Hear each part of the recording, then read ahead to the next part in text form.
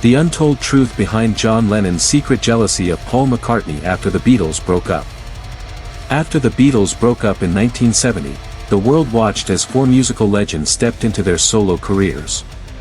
But what most fans never saw was the silent storm brewing behind the scenes, especially between Paul McCartney and John Lennon. Paul seemed unstoppable. With his new band Wings, he scored hit after hit. Jet, Band on the Run, listen to what the man said. Stadiums sold out. Critics praised his creativity. The spotlight was still his. But while Paul was busy dominating the charts, Lennon had chosen a quieter life, retreating from the music scene in 1975 to focus on raising his son Sean with Yoko Ono. Still, according to Elliot Mintz, Lennon's longtime friend and confidant, John couldn't help but feel a growing bitterness during that time. He loved Paul deeply, Mintz recalled on the Magnificent Others podcast, but when Paul kept putting out these massive hits while John stayed home, it drove him mad. He was jealous. Not of the music, but of the recognition. The crowds. The applause. The way people celebrated Paul's genius. Mintz remembered Lennon saying in frustration, "They're embracing his genius. But have you heard silly love songs?" To which Mintz replied, "John, he's done more than that," but the conversation always stalled. The tension even spilled into their music. In 1971, Paul released Too Many People, a not-so-subtle jab at Lennon for breaking the magic of the Beatles.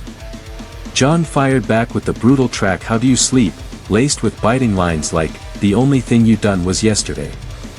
Mintz compared it to two high schoolers feuding on Instagram, emotional, reactive, and deeply personal. Yet despite the friction, the bond was never fully broken.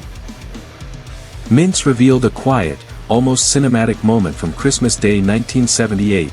Paul and Linda McCartney stopped by the Dakota apartment to visit John and Yoko.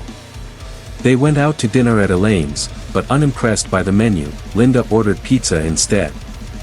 The four returned to John's apartment, enjoying a simple, cozy evening.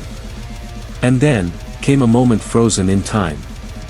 Paul looked out the window and said, "I make music every single day. I just can't stop." I sat there, wondering, what if John had said, "Let's get the guitars"? What if they jammed, right there in that living room? Mintz mused. They could have changed the face of modern music all over again. Sadly, that jam session never happened. And just 2 years later, the world lost John Lennon forever. But McCartney never let go of his bandmate's memory. Every year on Lennon's birthday, Paul shares a tribute.